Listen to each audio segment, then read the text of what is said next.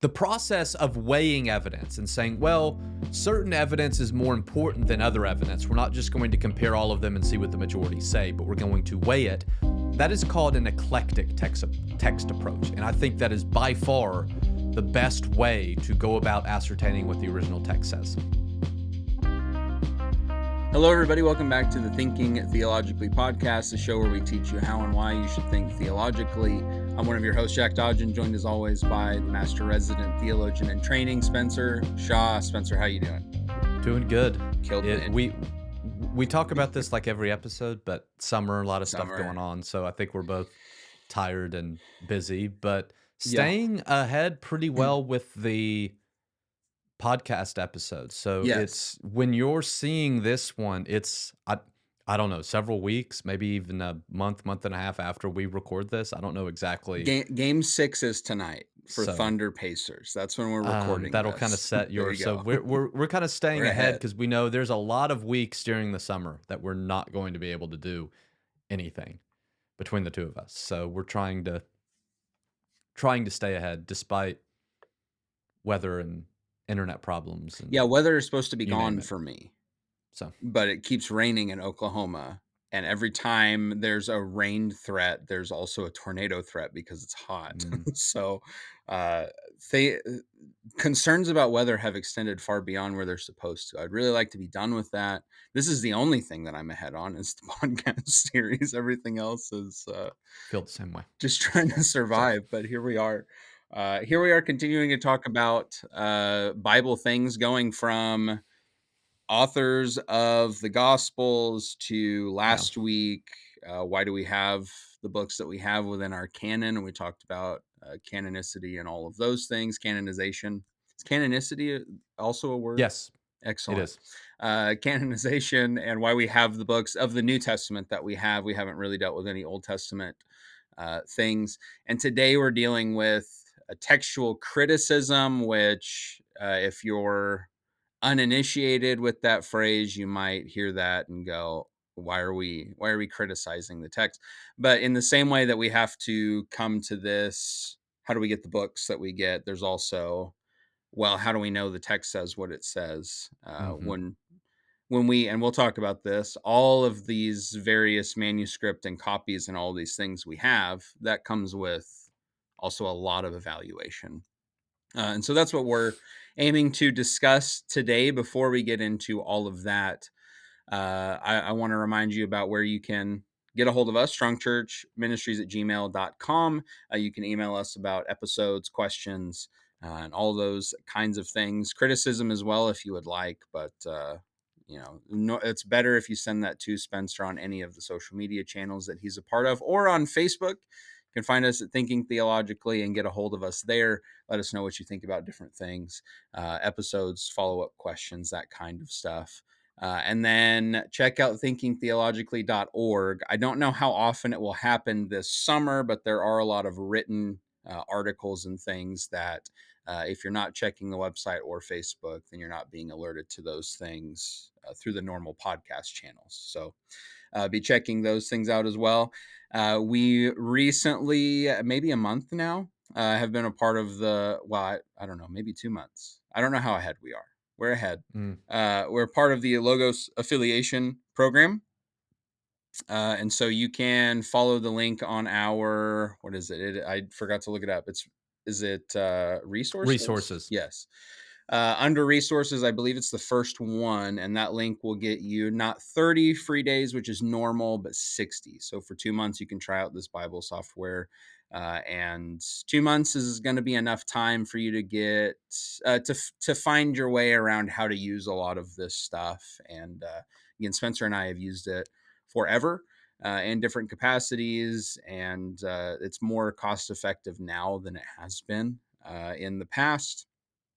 And I say that even as somebody who got the student bonuses when I got it. It was still a good amount, but you get a lot. You have a huge library right off the bat, and then a lot of tools at your disposal for Bible study. That, as I was reminded in school, we had to do like an old school study for a class where we're not allowed to use any technology whatsoever other than what they did. and it was just tables full of open books. And we can do with software like this in a day what it took older ministers and Bible students like weeks to do. And just pull up all these books, go to all these places. Great tool is what I'm trying to say. So it's worth checking out if you're not familiar with it already. One thing I forgot before we jump right into biblical textual criticism and what it is and uh, why it's important. After this episode, for one for sure, possibly two. Today we're looking at the expert side, how they deal with all of this stuff. The next episode or two is going to actually put this into work as far as looking at examples and seeing how all this works. You've read those Bible passages where it says the earliest manuscripts don't have, or you have a little footnote and you go down and you have a whole nother verse. And you go, well, why isn't it up here? Why is it down here? That's what we'll talk about and discuss all of that. But first, we want to talk about why those little notes even exist in the Bible that you have. That's textual criticism. Spencer, where do you want to begin with just introducing this idea, key terms, things that we need to be aware of when it comes to textual criticism? You mentioned that for a lot of people, this term textual criticism is likely something new. Maybe Hmm. you haven't heard, or maybe you have and you don't know what exactly textual criticism is. And so I think it's important for us to begin by defining our terms and what it is that we're talking about. So, building off of our last episode where we talked about how did we come to the 27 books that are in the New Testament? How did we come to agree on those and to choose those? How did those end up being our New Testament canon?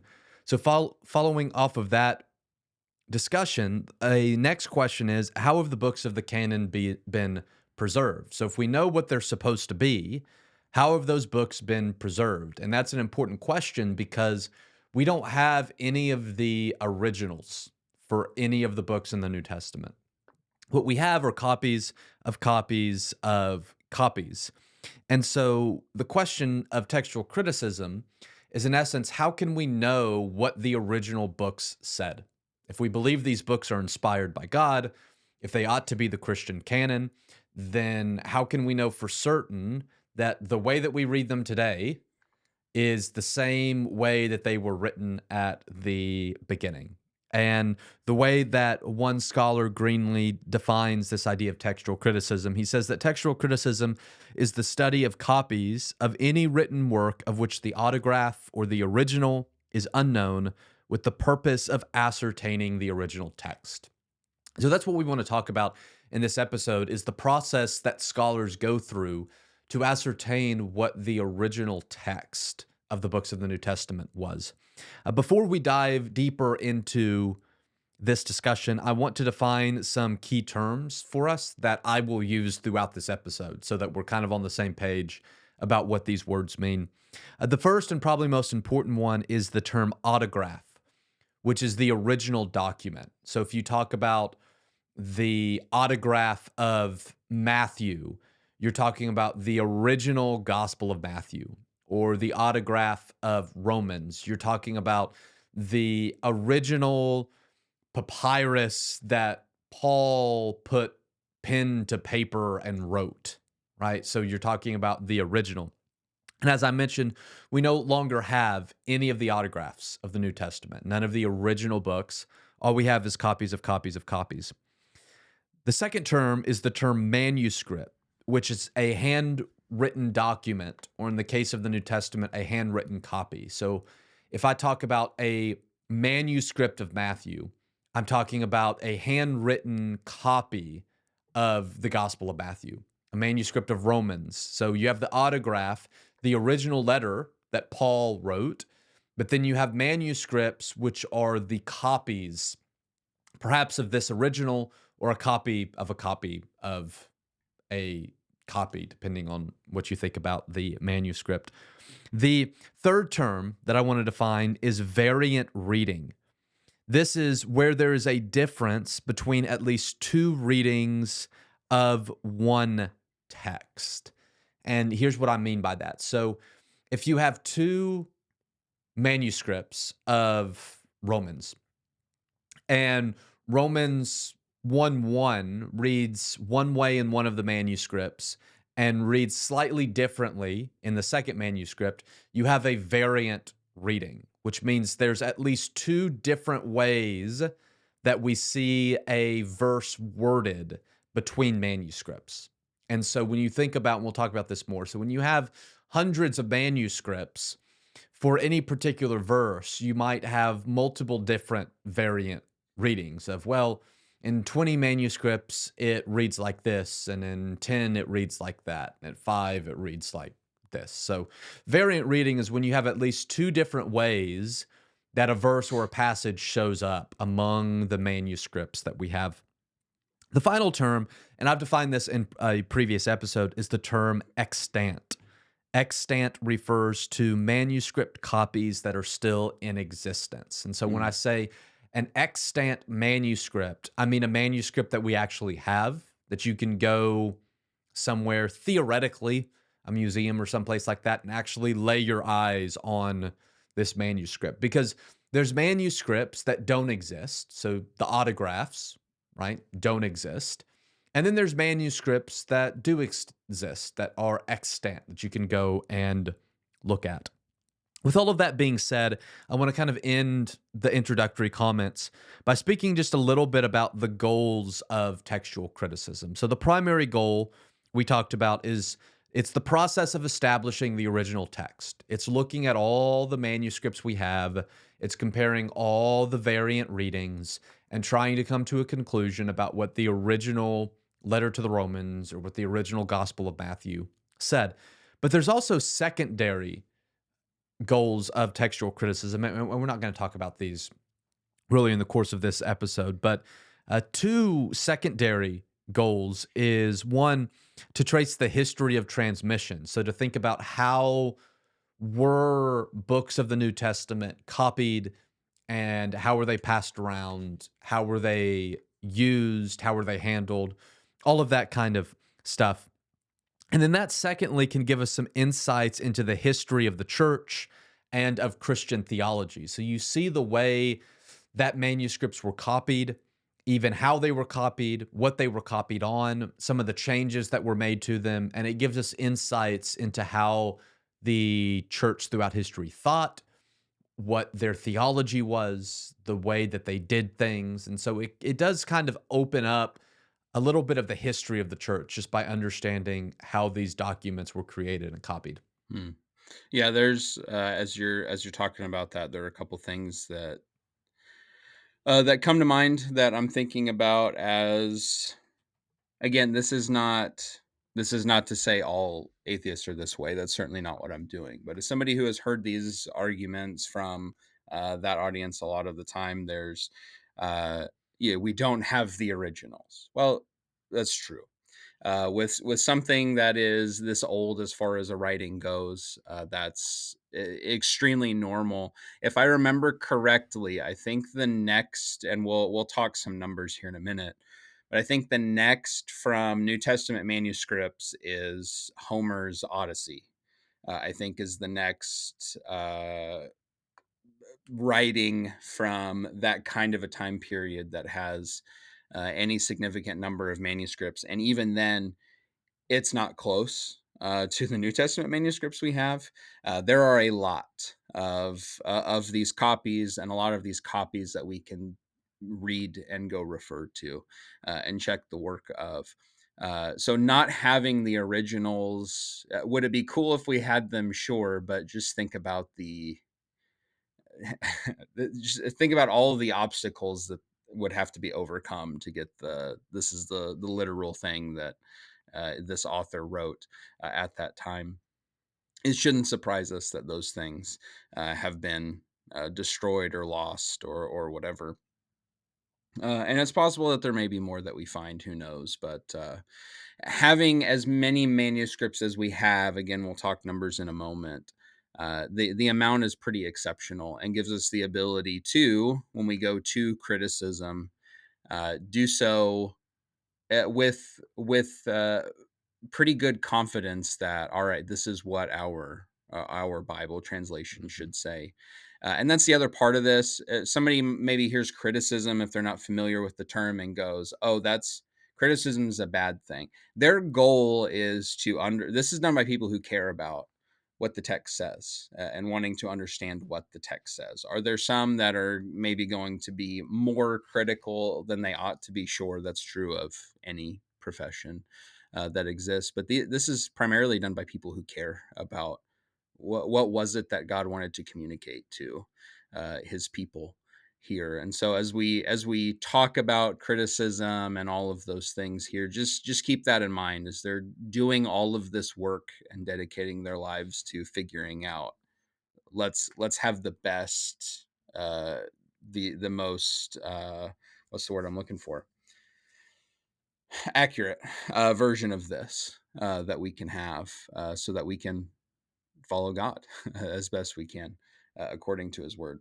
So keep that in mind as we go through here and talk about the extant New Testament manuscripts that we have. That is, things that you mentioned already. You can go to several museums and go actually read several of these manuscripts. You can buy facsimiles of these things that you Mhm. can just keep and look at. This is what they look like in the museum or whatever, and actually read through those things on your own. And a lot of these individuals will do that kind of stuff. They own versions of this. Uh, let's start with numbers here.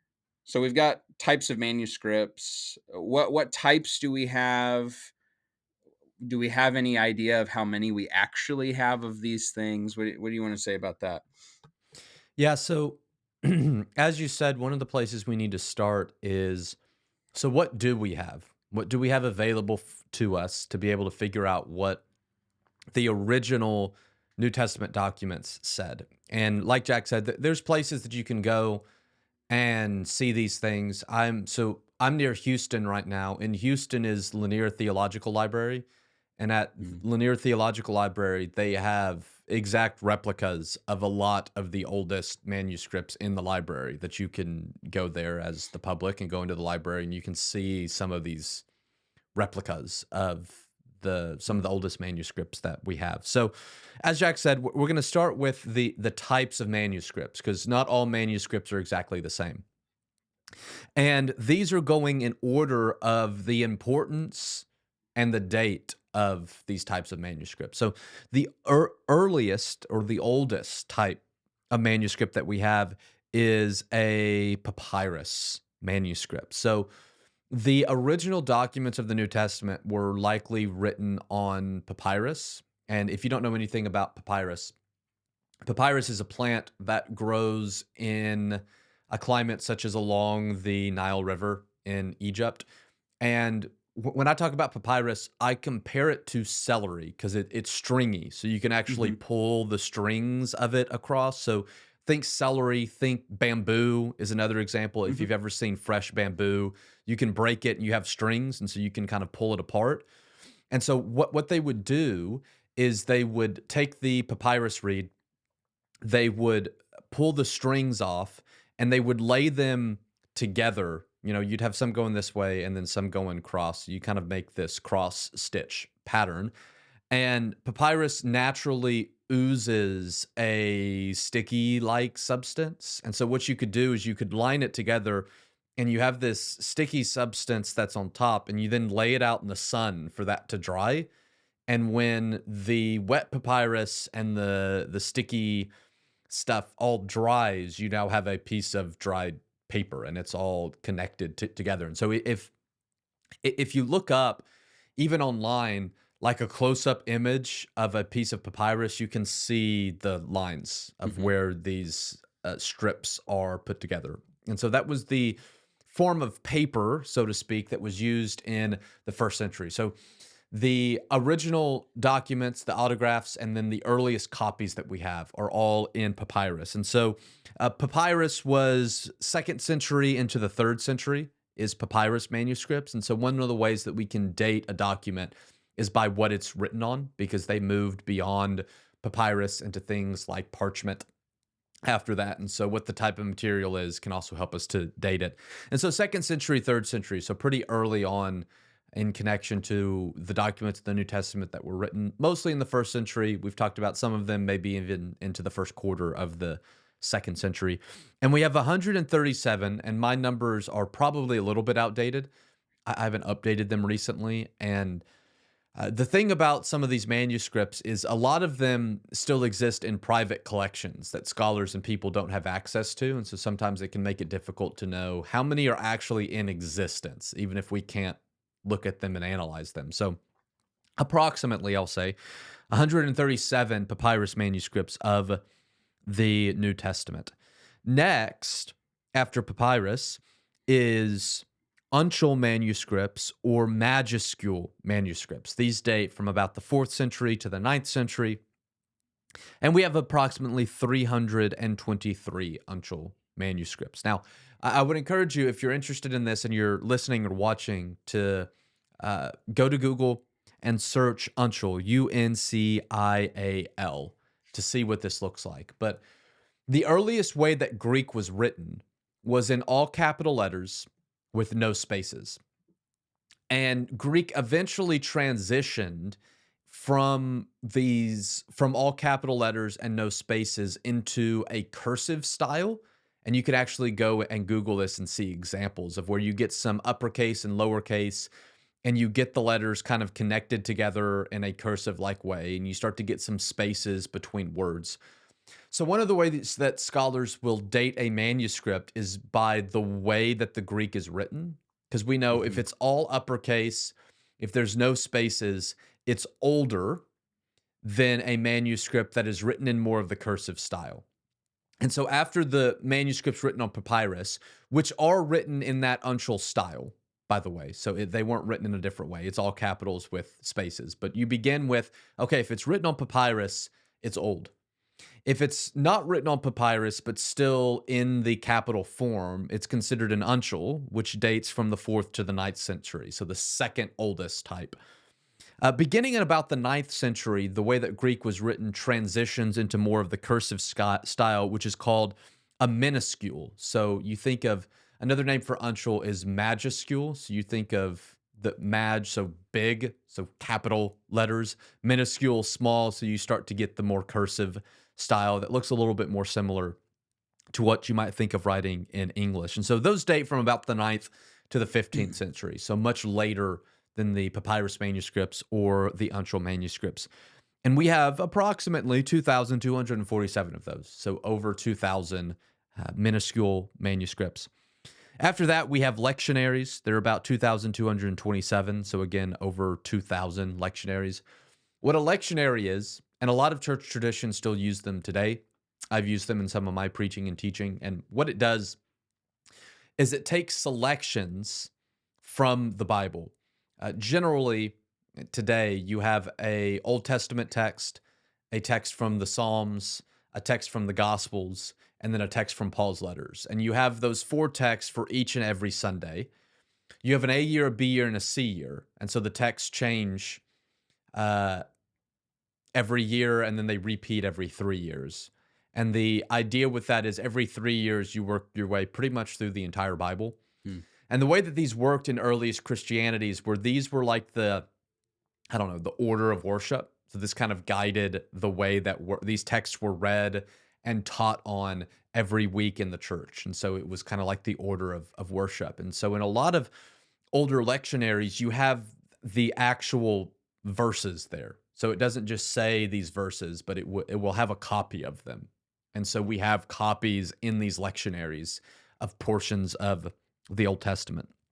After that, you have versions. So we've talked about before that the New Testament texts were originally written in Greek, but then they get translated into Ethiopic and Coptic and Latin and different languages like that.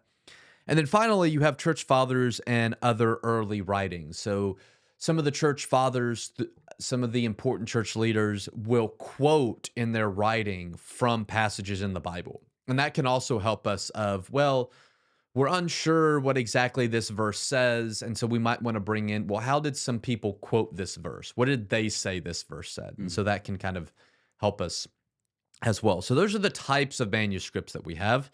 And even just what I mentioned, if you just take the papyrus, the uncial, the minuscule, and the lectionaries, you have 5,000 Hmm. manuscripts there, and that's a little bit of an outdated number. So we have even more than that.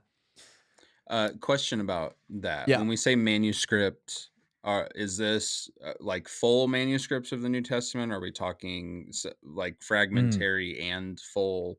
What do we mean when we and I don't know if you have an answer for that, but Yeah, that's a good question. So it depends. So when you're talking about papyrus, all of those are fragmentary. So you're not talking. Sometimes it's a fragment the size of my hand. Sometimes they're much bigger fragments. But all of the papyrus that we have are fragmentary. When you start getting into the uncial manuscripts, you start getting into the codex, which we talked about in the last mhm, episode. So if you haven't watched that, I would encourage you to.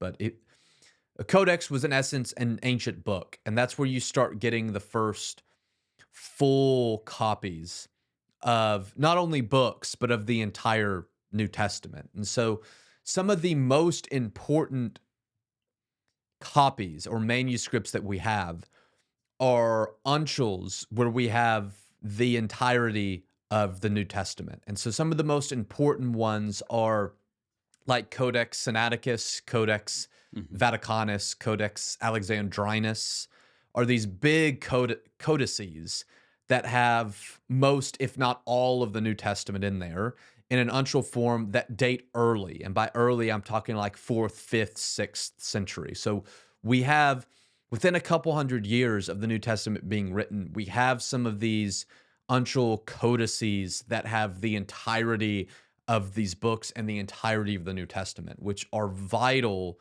to us being mm, able to piece together what the original one said. So, yeah, after you get past the papyrus, you're generally talking about most, if not all, of the New Testament. Now, the exception to that is like the lectionaries, where you have pieces that are put together. So, sure, a lectionary in and of itself is never going to be an entirety of it. Church right, fathers, they're never quoting an entire book. And so those quotations, you have to understand that's not going to be the entire book. But when you're talking about like copied manuscripts and not just quoting hmm, things in the uncial and then in the minuscule, those are generally what we have is the entire book. Or like I said, some codices, that's all of the New Testament that's kind of been brought together in book form. okay, Um, with that being said, the next thing is all of these manuscripts. Well, really just the copies. So the papyrus manuscripts, the uncial manuscripts, the minuscule manuscripts. They then fall into what scholars call text types. And you have 3 to 4. Not all scholars recognize all 4 of these, but Alexandrian, Western, Caesarean, and Byzantine. So the Caesarean one is one that sometimes gets kind of dropped out. And so a lot of the okay, times today, I think most people talk about an Alexandrian, a Western, and a Byzantine. And what these generally mean, and I'm really going to oversimplify it here, but this will kind of help you to understand, is these are understanding of where the texts originated in the world. So you think of Alexandrian, you think of Alexandria in Egypt. So you think texts that kind of originate in that area. You think of Western, so texts that exist in the Western part of the world, of the ancient world. You think Byzantine, so Byzantine Empire, which is kind of the eastern part of the ancient world, so texts that originate there. And the reason that scholars have brought texts together based on text type is when you examine manuscripts from particular areas, you see the tendencies of the scribes who are copying in mm, those areas. And what we found is that scribes in certain areas have proven themselves to be more accurate and more particular than scribes in other areas. And so the reason for doing this is to say, for example, Alexandrian texts are the most important. And the reason is, of all the evidence we have, it seems that the scribes in Alexandria were the most accurate. They were the most precise when it came to details. And mm, so, because of that, an Alexandrian text is going to be a little bit more important just because we know it's more likely that it's accurate. because we know the tendencies of the scribes in that area of the world. Now, that doesn't mean that just because text from that area says it, that it's accurate. That's not what I'm saying. But I'm saying, and we'll talk about this here in a moment, when you start weighing what evidence is more important than others, you're going to give a little bit more weight to an Alexandrian text type Mhm. than to a Western text type. And that's, from my understanding, because this is not my area of expertise, but also from my understanding, that's kind of starting to fall by the wayside just a little bit on the weight that we Mhm. give to text types, because there is difficulties figuring out where texts come from and where they were copied and where they might have been sent and things like that. But that's something else to understand. The next thing that I want to talk about is the types of errors. So, when we bring all these different texts together, papyrus and uncial and minuscule, and from an Alexandrian text type and a Byzantine text type and a Western text type, when we bring all of these manuscripts together and we begin to compare them, so you bring all the copies we have of Matthew together and we begin to compare them and we try to figure out, what did the original Gospel of Matthew say? One thing that's important to understand is what type of discrepancies, what types of variants, what types of errors do we see that account for the differences in all the manuscripts that we have. And the first thing that I want to talk about is unintentional errors, and this is the majority. So the majority of differences that we see in manuscripts are unintentional. A scribe made a mistake in copying. And that's important because Jack kind of mentioned is sometimes people want to push back and say, well, we can't trust the Bible, not only because we don't have the originals, but because they would argue, well, the people who copied these made intentional changes to them. And that's just not what you see. Mhm. When you look at the copies that we have today, what you see is that the majority of the time, almost every time, the difference is a unintentional error. It's a mistake made by the copyist. And here's some examples of what you see. Sometimes it's an error of sight. So you think of division of words. So you're copying and it's all capitals. Remember, no Mhm. spaces. And so a scribe copying might make a mistake in thinking that, well, this letter goes with is the first letter of the next word instead of the last letter of the previous word. And so Mhm. maybe when they're copying, even if they're doing it in all caps later, maybe they make that division because they're at the margin, they're at the end, and they divide it. And so the letter goes with the wrong word and it changes the meaning of the word. Now we get a different word than what was there originally. So that's the same with similar beginning and endings of words. So you may have two words together that have similar beginning and endings, and so a scribe has to figure out for themselves where that division is, especially if you're going from an uncial to a minuscule and you're separating out the words, or like I said, if it's still an uncial but you're going to the edge, and so you have to put the next word on the next line. A scribe has to make a decision where that division is. And sometimes they choose the wrong place and it changes the text. Sometimes it's a change in word or letter order. So if you've ever copied things, sometimes you accidentally flip letters or flip words or something like that when you're copying. And we get that as well. Sometimes there are errors of hearing. That is, so early on, we know that there were kind of like these schools of copyists where Mhm. you would have multiple people sitting in a room. You would have one person who would read the text because you had only one thing that you were copying from, but you wanted to copy it 5 times. So you'd have 5 scribes sitting in the room. You would have one person that would read it.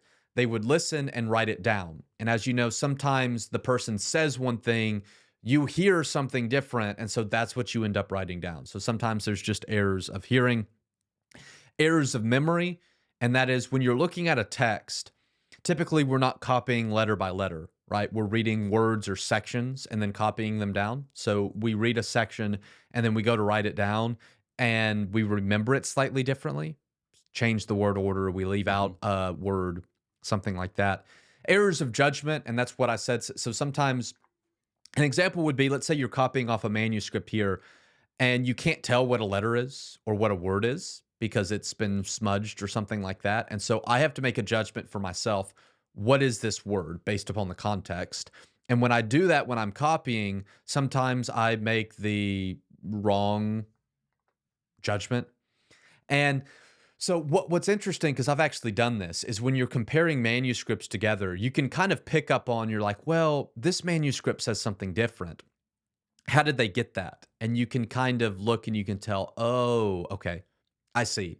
When you look at the surrounding, it makes sense. They're like, they divided the word wrong, or they just skipped this word. Or what happens sometimes is, so you have this word up here. Let's say the word kai, which is and you look at it there, but Kai also comes down here. And so you're copying, you write it down. When you look back up, your eye doesn't go here, it goes down here. And so you've now skipped a section. And like I said, what's interesting is when you're comparing, you can actually see when scribes do this. A lot of the times it's obvious of the mistake that they made when you know what to look for, when you're understanding there are these common mistakes that we make when we're copying things. So that's the majority. Every once in a while, you do get intentional changes. And the thing that I want to emphasize is almost all of the intentional changes that we see in the manuscripts are of things that most of us would consider not all that important. So let me give you some examples. Sometimes an intentional change is a grammatical or linguistic change. So they fix the grammar. And it's like, oh, that's not that big of a deal. It's bad grammar. They clean it up a little bit. Sometimes it is liturgical changes. So what they say in worship is one thing and it doesn't quite match the text. And so the text kind of gets changed to match what they say in worship. Sometimes it's a harmonization change. So they change the wording in the Gospel of Luke to better match the wording in the Gospel of Matthew. And sometimes that's unintentional. So again, just imagine you know these texts so well and you know what Matthew says, and you're copying Luke, and Luke is just slightly different, but you read it and then you try to remember it to go back and copy. Sometimes when you do that, you unintentionally write it in a way that matches the Matthew verse that you know, rather than the Luke verse that's a little bit different. So sometimes there's some harmonization that's intentional. Most of the time it's unintentional, and you can see that in that it's not consistent. They don't consistently harmonize. They accidentally do at points because they know what the parallel text in Matthew or Mark or whatever says. Sometimes historical discrepancies. So they're reading something and the way that they understand history is a little bit different than the way that Luke or somebody writes it. So they might make a little change there. Conflation.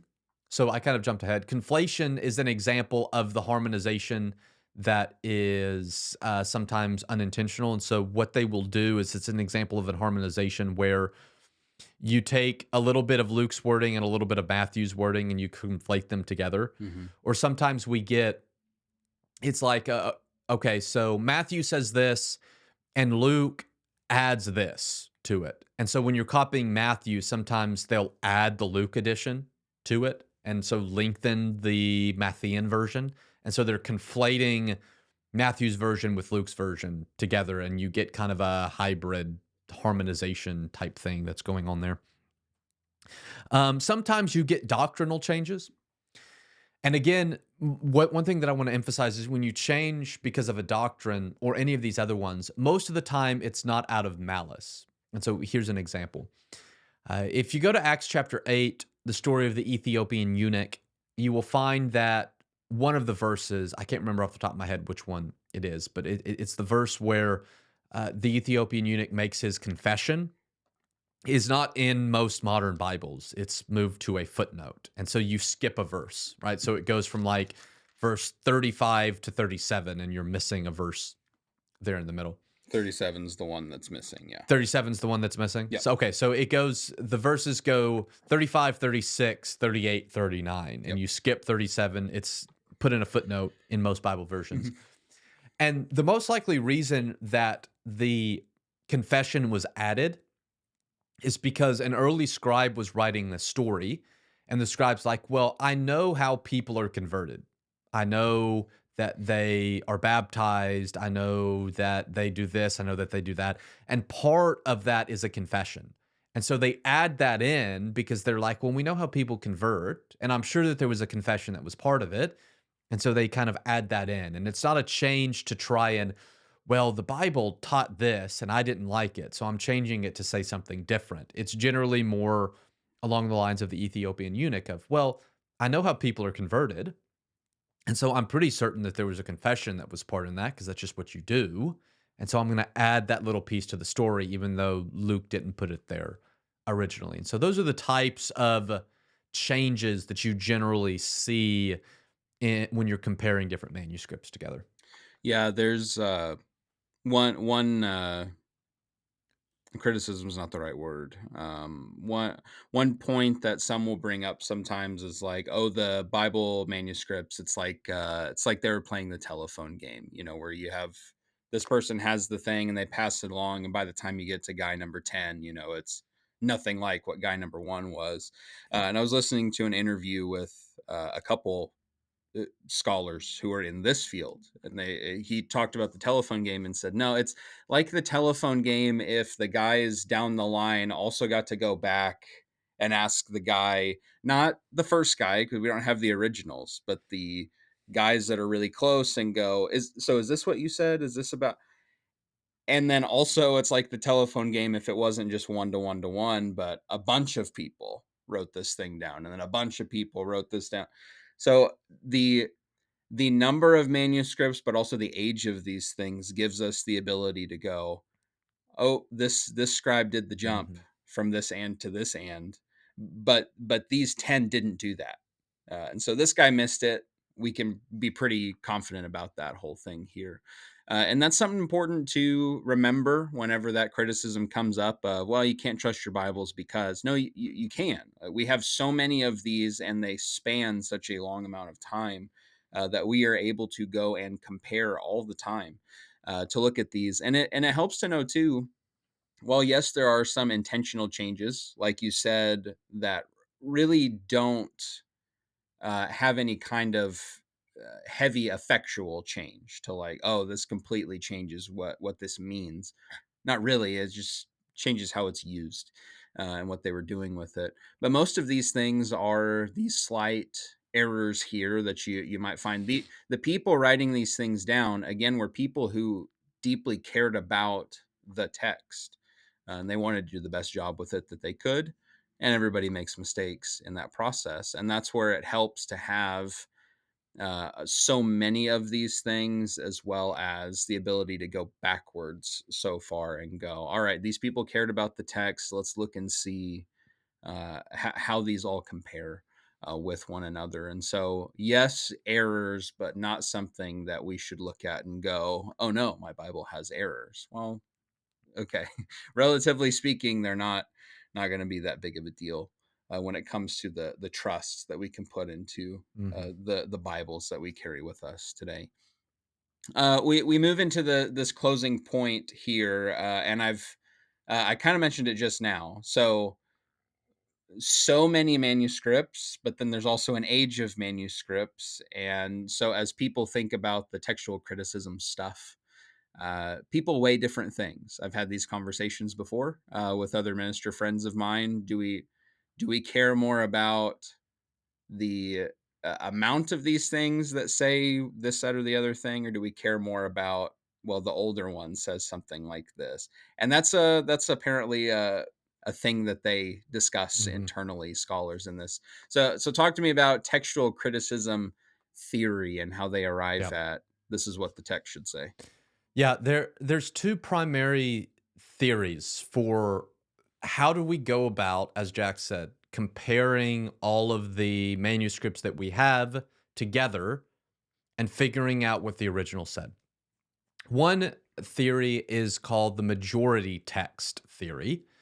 And the majority text says, let's compare all of them, whichever reading shows up most often. So, in the majority of manuscripts, that's the one that we're going to use. Now, there's an inherent problem with that. And the problem Mhm. is just imagine this with me. So, Paul writes his letter to the Romans. It's copied and copied and copied and copied. But somewhere early on, say second century, somebody makes a copy and makes a mistake. Something gets changed. accidentally in the 2nd century. And then that manuscript with the mistake in it gets copied. And then it carries the mistake over. And that one gets copied. And that Mhm. one gets copied. And this happens from the 2nd century through the 15th century. What's going to happen is the majority of copies of Romans are going to include that mistake.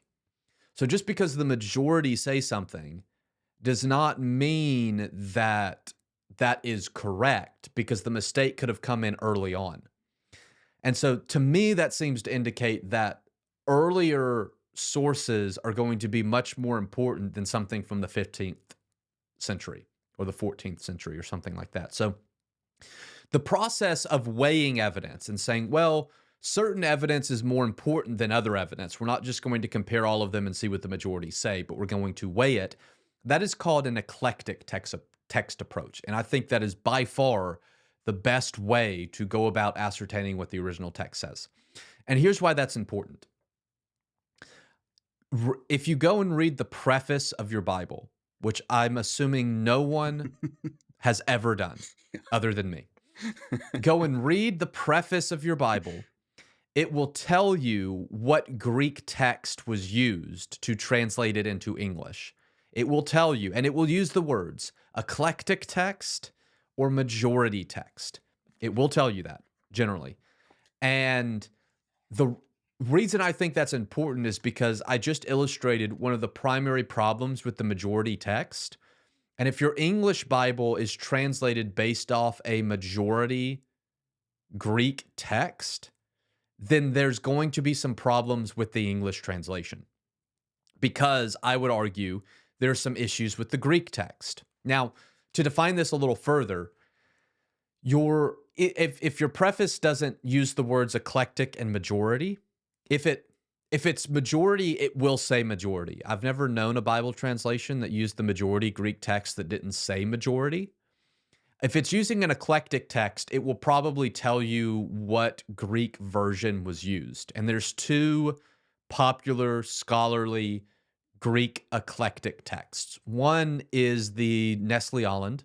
That is kind of the scholarly, and I don't know what edition we're on, the 28th edition, 29th edition, something like that. So your preface would say something like, translated based upon the Nestle Aland Greek New Testament, whatever version we're on. Or there's an SBL, which is Society of Biblical Literature, which those texts pretty much are identical.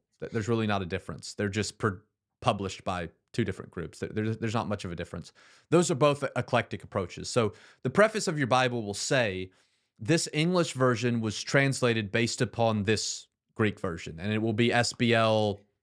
I don't know. We're only on version like 3 or 4 or something like that of SBL, or Nestle Aland 28, or a majority text approach. And the reason that I think that's important is because of the inherent problem that I mentioned with the majority approach. I would not recommend using an English Bible that's translated based upon a majority Greek text, because I think there's inherently some problems with that. So, like, I know my sister a while back was looking for a journaling Bible, and she found one that she really liked, but it was a version that she'd never heard of. So she asked me, she was like, do you know anything about this version? And I didn't. And I went and looked it up. And the thing that I was most concerned about was two things. One, their translation philosophy. We'll talk about that in a future episode, because there's different philosophies behind how we translate. So what was the translation philosophy? I don't think there's a good or bad translation philosophy. I just think you need to know what it is. That kind of helps you in how to use the Bible. So the ESV has a slightly different philosophy than the NIV. I'm not one that says one's inherently better than the other. I just think you need to know what they're trying to do, because that's going to influence the way that you read it. Also know the theology of the people behind it. So a more conservative committee translating is going to translate certain things about women's roles or homosexuality or something like that in a particular way, because that's what they believe the text should say. And I'm not saying that they get it wrong. I'm just saying you need to know that. A more liberal committee is going to translate things different way, which is why it's good to read multiple translations, because there's always more than one way to translate something, and you're going to lean towards your theological beliefs. So that's the other thing is the text that it's used. And so the Bible she was looking at was a majority text. And so I told her, I said, I wouldn't get it. There's probably not going to be anything majorly wrong with it, but there's going to be enough issues that I wouldn't want to spend my money on a Bible that's translated based upon a majority text. So, with all that being said, I've kind of made my argument for an eclectic text approach of weighing evidence. I want to real quickly just explain how scholars weigh evidence, like what gets more weight than others. And what we're going to do in future episodes is we're going to put this into practice and actually do what scholars do when they're figuring out what the original Greek text said, that's then used to translate our English text. So, weighing evidence. The first thing you do is you look at the external evidence, which is looking at the manuscripts that we have. So you look at all the manuscripts that are available, and the manuscripts are then ordered based upon their significance. So a papyrus manuscript is the most important because it's the oldest, it's the closest to the original. And then an uncial, and then a minuscule, because we're kind of going in date order. Then lectionaries, because you're only kind of getting part of those, and that's for the purpose of worship, so it's more likely for them to be changed to better fit into the worship. Different versions, because that's a problem of it was originally in Greek, so you have to try to translate something in Latin, like back into Greek. And there's a whole host of problems with that. It can be helpful, but there's issues with that. Church fathers, because they're quoting, and a lot of the times they're not trying to quote exactly, and they're not actually looking at the text, they're quoting it from memory. So there's going to be a lot of problems with the quotes that we get from the church fathers. So the most important are the papyrus, the uncial, and the minuscule. And really, it's the papyrus and the uncial, because when you get to minuscule, you're talking about 9th, 10th, 11th century, and you're so far removed from the original, it's kind of hard for those to be truly, truly helpful. So the most important thing is dating. The older manuscripts, the closer to the original, the less likely they are to have an error in them, the more likely they are to reflect what the original text says. A second thing that they look at is geographical spread.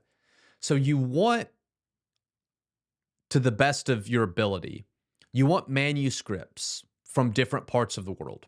Because if you think about it, if a mistake comes in early on in Alexandria, then there's a likelihood that that gets passed on to all the texts in that area. But if you go to the Eastern Church, it's unlikely for a mistake made in Egypt to find its way into a text in the Eastern Church and vice versa.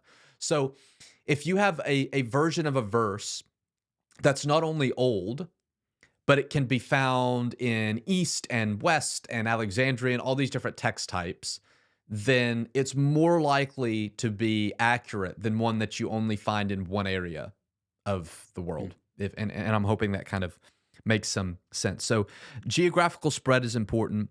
Textual history is important. So sometimes we can kind of trace some history of transmission of these texts being copied.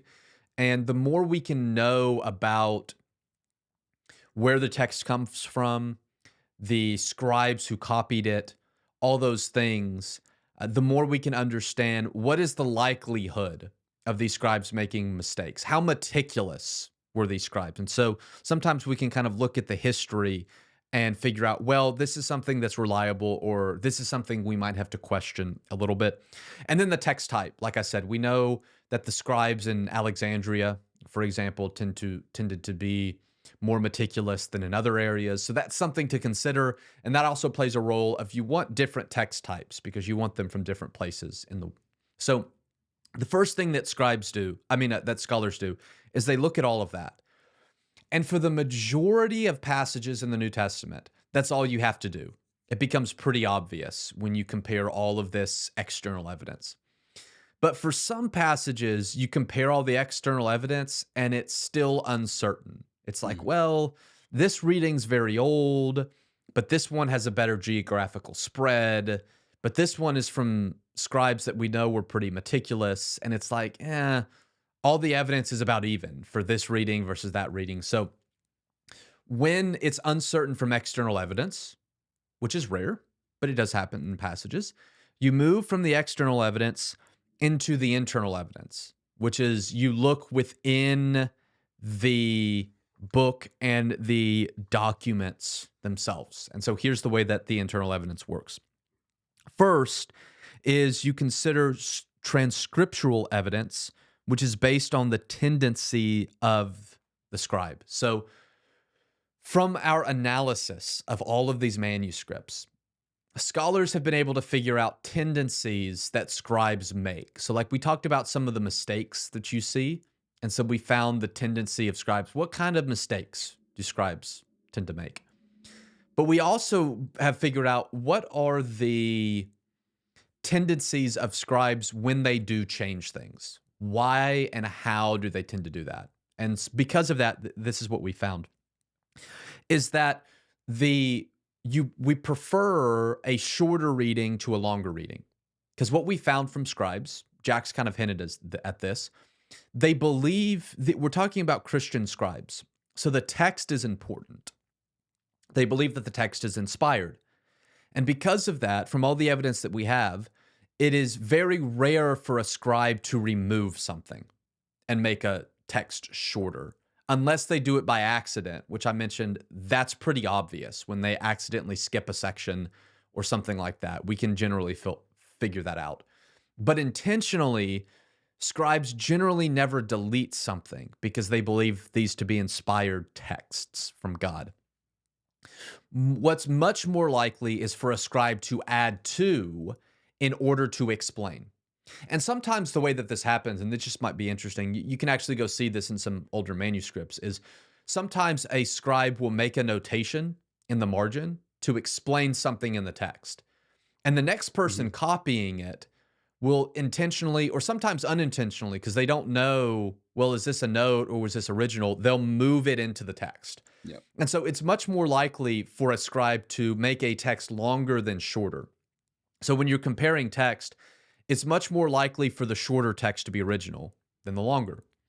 It's much more likely for the harder reading to be original than the easier reading, because scribes have the tendency to change something to make it easier to understand, not to change something to make it harder to understand. And that kind of makes sense for us when we were copying. So an example is in the Gospel of Mark, there's this man with leprosy who comes up to Jesus. And some texts say that Jesus looks at the man and he becomes angry. And other texts say that he is moved with compassion. So the harder reading is angry because it's hard to understand, why does Jesus become angry when he looks at this man? And so that one, in my opinion, is original, because the question comes up, why on earth would a scribe change compassion to anger? That doesn't make any sense. That makes it harder to understand. It makes a lot more sense for a scribe to change it from angry to compassion, because that makes the text a little bit easier to understand. So harder reading is favored as compared to the easier reading. A reading is preferred that is different from the parallels in other biblical books and in the same book. So it's more likely for a scribe to make a change to make Luke match Matthew than to make a change to make Luke different than Matthew. So you want the one that's less harmonized. A reading is preferred that best explains the origin of the others. So sometimes you can begin to think about, well, what likely is the scribe trying to do? And you can kind of explain, how did we get to this reading? So you want a reading that best explains what you have in the manuscript tradition. And so that's something that scribes try to do. Something else that is taken into consideration is intrinsic evidence based upon the writer and other literary considerations. So the author's style, for example. So we know that certain authors prefer to use certain kind of language. And so when you're looking at different variants, and one fits well with the language that the author uses throughout the book, and the other one is like, well, the author never really uses that word for this, then you're going to go with the one that fits better with the author's style. So if an author has never used a particular word and then all of a sudden you have a variant where that word is used, you're going to be suspicious of it. And we'll talk about this in the next episode, but like the ending of the Gospel of Mark has like, I don't know, it's like 20 words that are either not found at all in the Gospel of Mark or nowhere in all of the Gospels. And so you just get this flip in language, which leads us to be suspicious of, well, you don't write one way for an entire book and then change it the last 8 verses. That's just not what authors do. So, author style, author's theology. So, we've talked about this before. Like, John has a high Christology. So, Jesus as God. So, you would be suspicious of a reading that's a very low Christology in John, but vice versa. So, Mark has a very low Christology. So, you would be suspicious of a reading that has a higher Christology that better fits in John. And that would suggest of, well, they're writing something in maybe literary flow.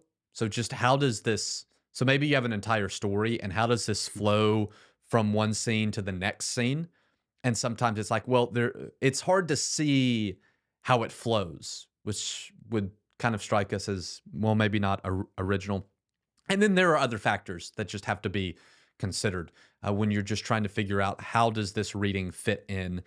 And like I said, for the majority of the New Testament, external evidence solves the problem, and it's pretty obvious. So when you think about, there's not a ton of verses that we're like, well, we just don't know what this says.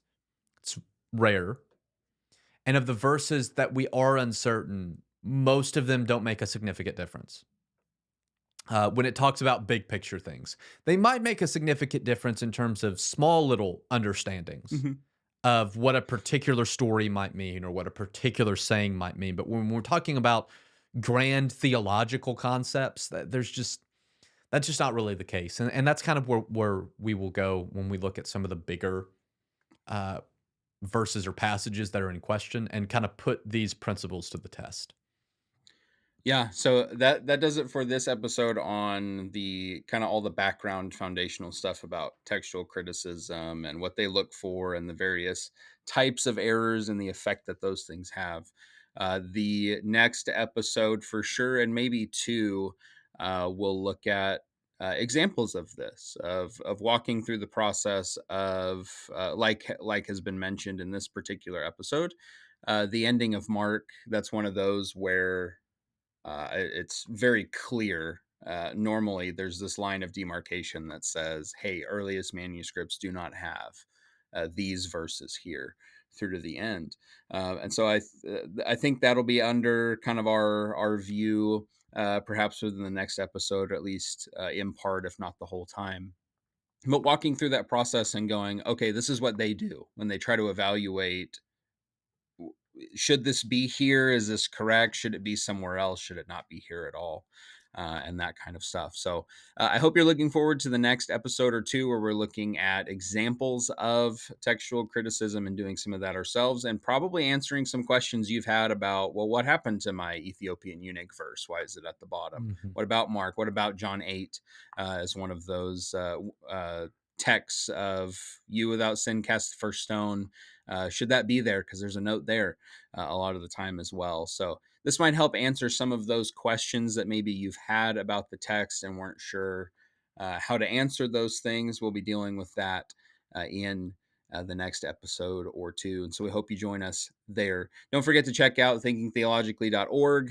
Like our Facebook page and make sure you get updated on this and our interview episodes, some of the bonus questions that we're doing with those interview episodes, as well as various written things that we put up. And make sure that you try out Logos if you're interested, and they'll take you deep on the textual criticism or anything else that you want to study when you're going through your different Bible readings and all of that, which I hope that you are doing on a regular basis.